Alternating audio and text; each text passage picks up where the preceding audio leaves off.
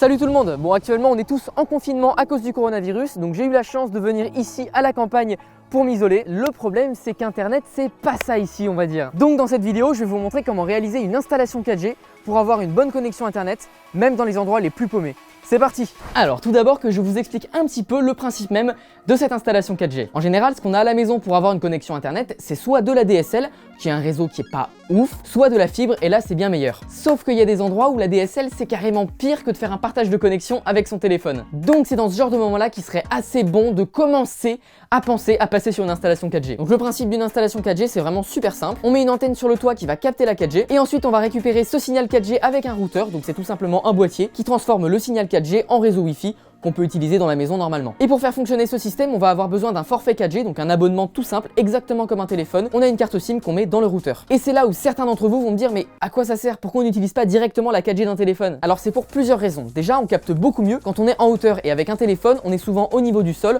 entre les arbres, les murs, etc. Et bref, on capte pas du tout. Par exemple, dans ma cabane, avec mon téléphone, je suis en H+, donc vraiment le réseau dégueulasse. Alors que quand je suis sur mon toit, je suis en 4G. Et ce serait un peu chelou quand même de mettre des antennes externes sur un téléphone pour les mettre plus haut et capter la 4G. Et ensuite, les antennes d'un téléphone sont dégueulasses, elles sont complètement pourries, on capte rien avec. Donc ça suffit largement quand on est en ville et qu'il y a des antennes un peu partout, mais paumé entre quatre champs, ça suffit pas. Mais attention, pour faire une installation 4G, il suffit pas simplement de mettre une antenne sur le toit et un routeur dans la maison. Ça peut très bien ne pas fonctionner du tout, et surtout l'antenne, faut savoir vers où la diriger. Donc si vous voulez savoir si une installation 4G ça vaudrait le coup pour votre maison, sachant que ça coûte environ 300 €, on va aller sur un site qui s'appelle Carto Radio. On se retrouve donc sur Carto Radio, donc c'est le site qui va nous permettre de savoir où sont placées les antennes autour de chez nous. Alors je précise que c'est pas ma vraie localisation qui est sur l'écran maintenant. J'ai pris un village au hasard qui s'appelle Lucé-le-Mal. Donc déjà il faut mettre votre localisation exacte, donc soit vous avez une vraie adresse et vous la mettez, soit vous êtes dans mon cas et il n'y a pas de vraie adresse, genre juste le postier il connaît mais c'est tout. Et dans ce cas là on va récupérer les coordonnées GPS sur Google Maps. Par exemple ici on a la Garenne avec une maison qui est entre 4 champs, putain on dirait chez moi. Donc dans Google Maps on clique dessus et en bas on va pouvoir récupérer les coordonnées GPS. On clique sur les coordonnées GPS pour qu'elles s'affichent juste à côté. On va tout d'abord copier la deuxième partie des coordonnées GPS. Évidemment je vous laisserai le lien exact de Carto Radio en description. Et on va les mettre à la fin de l'URL. Après on ajoute un slash et on va récupérer la première partie des coordonnées GPS. On les met juste après, on rajoute un slash et on fait entrer. Et là normalement vous allez arriver exactement sur votre localisation. À partir de là on va pouvoir déjà configurer l'affichage. On va enlever le truc rose en bas. Ce qui nous intéresse c'est ni TV ni radio. On va afficher la direction des antennes et sur les carrés on va pouvoir choisir l'opérateur que l'on veut. Donc moi par exemple je suis chez Free donc je désactive tous les autres. On va enlever opérateur outre-mer et ce qui nous intéresse c'est à partir de la 3G. Bon la 5G de toute façon on pourra pas la choper. On peut fermer le panneau et on va pouvoir commencer à dézoomer pour regarder les antennes qu'il y a autour. Donc là on voit que l'antenne la plus proche est ici à droite et forcément après la configuration qu'on a fait, cette antenne doit diffuser de la 4G ou de la 3G avec Free. Et quand on va zoomer sur l'antenne, on va pouvoir voir avec des flèches la direction d'émission de l'antenne. On peut prendre tout en bas à droite l'outil Règle et on va cliquer au milieu de l'antenne. Là on peut dézoomer, aller vers la maison, on zoome sur la maison et on double-clique sur la maison. Et là donc on a notre distance exacte entre l'antenne et la maison. Donc là on voit 2,16 km, ce qui est largement acceptable. Chez moi par exemple l'antenne était à 5 km et pourtant je capte plutôt bien, donc ça va. Et surtout ce qu'on voit c'est qu'on a de la chance parce que la flèche est à peu près sur la ligne de la maison. Donc c'était exactement le cas chez moi, la flèche était alignée sur ma maison, vraiment c'était parfait. Donc par exemple dans ce cas ça vaut carrément le coup de faire une installation 4G. Alors je connais pas vraiment le débit de la DSL là-bas, mais en tout cas si la DSL est pourrie on peut carrément passer sur une installation 4G. Maintenant si votre maison se trouve pile poil entre deux directions d'émission, je suis désolé pour vous. Maintenant vous pouvez toujours trouver d'autres antennes autour de chez vous, du moment que vous excédez pas 10 km. Si vous avez un ADSL pourri, ça vaut le coup d'essayer. Et de toute façon, si ça foire, vous pouvez toujours renvoyer le matériel sans problème. Alors ce qu'on va faire, c'est qu'on va installer nos antennes 4G sur le mât de l'antenne qui est déjà installé, donc qui sert pour la télé. Et pour ça, il va falloir monter sur le toit. Tout d'abord, voici les antennes 4G qui seront installées, donc il y en aura deux qui seront connectées au routeur. Et pour les installer, c'est pas très compliqué, il y a une notice qui explique super bien tout ça. Donc les deux antennes doivent être parfaitement parallèles et il y a une distance à respecter entre les deux. Donc la distance optimale entre les antennes est de 96 cm et on peut aller jusqu'à 66 cm si besoin. Je vous laisserai également le lien Amazon en description si vous aussi vous voulez acheter ces antennes. Du coup il va falloir qu'on monte sur le toit avec l'échelle, donc c'est parti.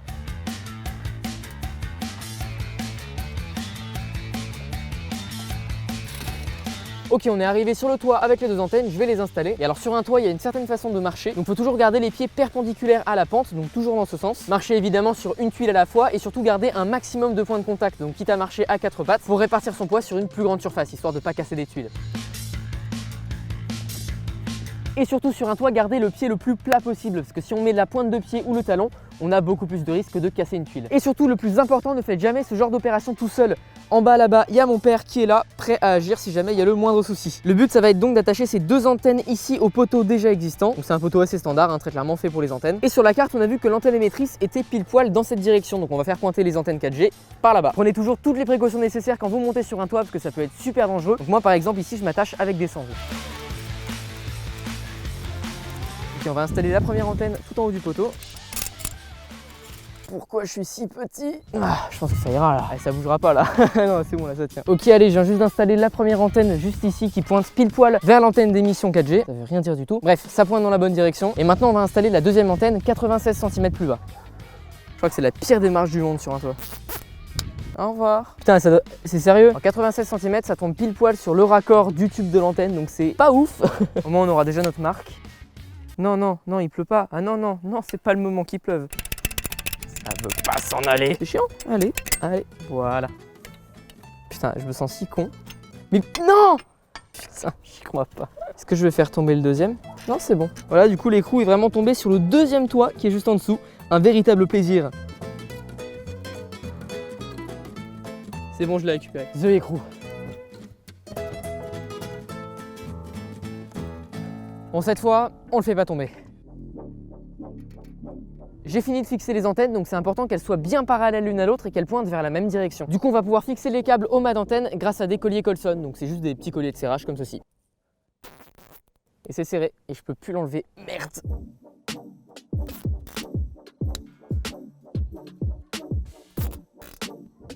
Sur les trois cheminées qui sont ici, on utilise uniquement celle-ci, donc on va pouvoir faire passer les câbles des antennes à travers cette cheminée. Alors ce que j'ai fait, c'est que j'ai relié les deux câbles des antennes avec des colliers Colson à intervalles réguliers. Vu qu'on a 10 mètres de câble par antenne, c'est pour éviter que ça vienne s'emmêler complètement et que ce soit le bordel.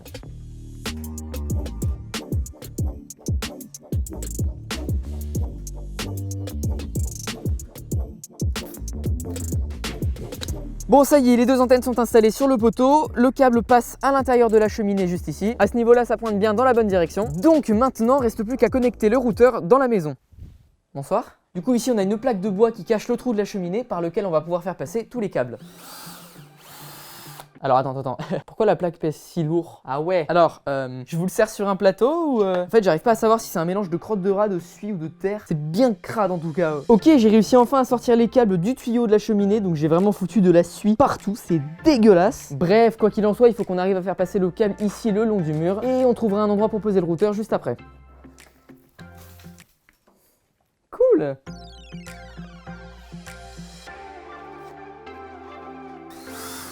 Ah mon doigt, je me suis fait trop mal.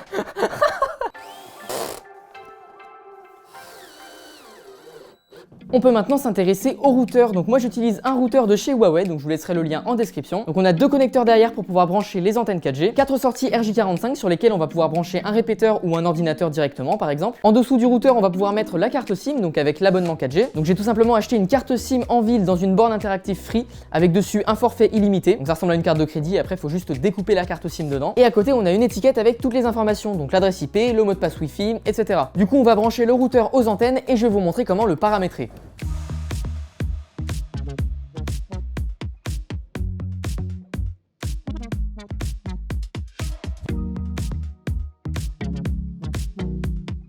Ok, alors maintenant qu'on a installé et branché le routeur, on va pouvoir le configurer. Donc pour ça, on va utiliser un ordinateur et on va aller dans les réseaux Wi-Fi. Donc on a deux réseaux Huawei qui s'affichent, on va sélectionner le deuxième, donc celui qui n'est pas 5G. En vrai, peu importe, ça revient au même. Là, on rentre le mot de passe Wi-Fi, donc tout simplement celui qui est sous le routeur, donc YB2A 9Q69ER.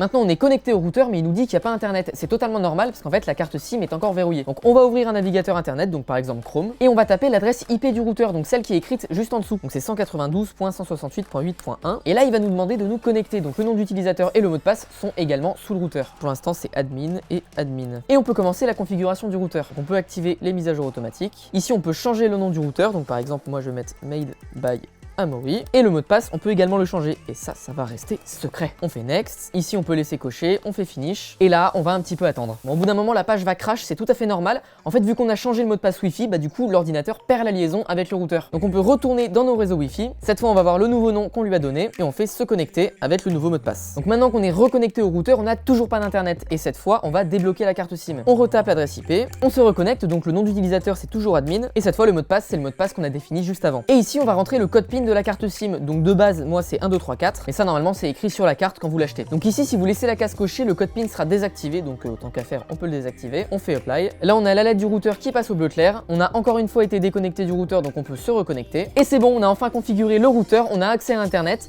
Donc ici, on voit qu'on est en 4G et on peut tester la connexion très clairement. Juste une petite explication de base très rapide pour ceux qui ne savent pas par rapport aux données que vous allez voir. Le ping d'une connexion Internet, c'est son temps de réponse. Donc par exemple, c'est le temps qu'il va y avoir entre le moment où vous allez cliquer sur un site et le moment où Google va comprendre que vous avez cliqué sur le site et qui va commencer à se bouger le cul pour vous afficher la page. Ensuite, le débit descendant, donc le download, ça va être le débit de données que vous allez avoir en téléchargement. Donc concrètement, ça va représenter votre vitesse de téléchargement. Et le débit montant, donc l'upload, ça va être le débit de données que vous allez avoir pour envoyer des choses sur Internet. Donc concrètement, un message que vous allez envoyer par Internet, un mail, une vidéo que vous mettez en ligne, bref. Vous avez compris. Ah ouais, très clairement ça a rien à voir. Alors je sais qu'il y en a qui ont des connexions à 300 mégabits seconde, mais ici paumé entre 4 champs, on a quand même 30 mégabits seconde en descendant et plus de 7 mégabits seconde en montant. Ça change vraiment de ouf. Alors ceux qui sont dans les grandes villes et qui ont une connexion de dingue, dites rien, chut.